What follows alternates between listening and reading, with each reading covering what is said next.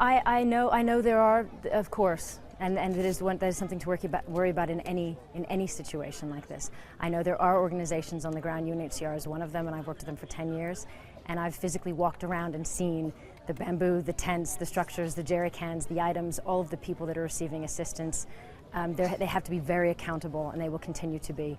So I think for people that are concerned about where their money's going, find the credible organizations and make sure they're accountable. And there are a lot of those on the ground. So I don't want that to be an excuse for anybody not to give assistance.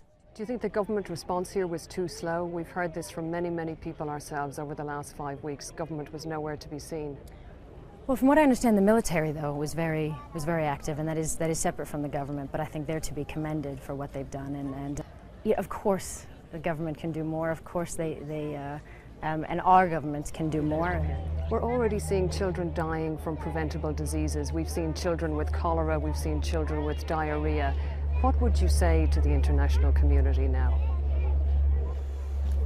What everybody's saying, for everybody to do everything that they can. There are 18 million people who've been affected. There are millions who are in desperate need of immediate aid, so they don't lose their lives. The numbers are on a scale beyond what we can imagine. I think that may be part of where the funding is becoming an issue. Strangely, the numbers are so high, people feel overwhelmed and they don't feel that they can do anything to help. But everything helps, and every little bit helps someone and saves someone and puts a tent up for someone. So we are here to urge everybody to please keep these people in mind and do what they can. You are a mother, and I know you spent a lot of time with mothers here listening to their stories. What has been the impact of that, listening to what has happened to them?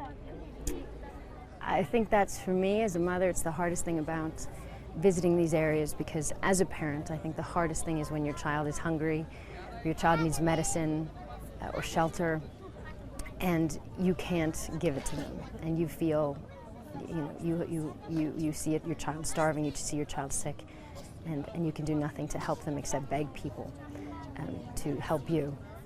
And we've met a lot of mothers like that. We've met a lot of mothers who lost their children in the flood because it was so quick and so fast, and the children, they weren't able to grab all their children, and some of the babies were sleeping. And so it's an unimaginable disaster for these people. The trauma will not be healed anytime soon for their loss, and there's much we can't do.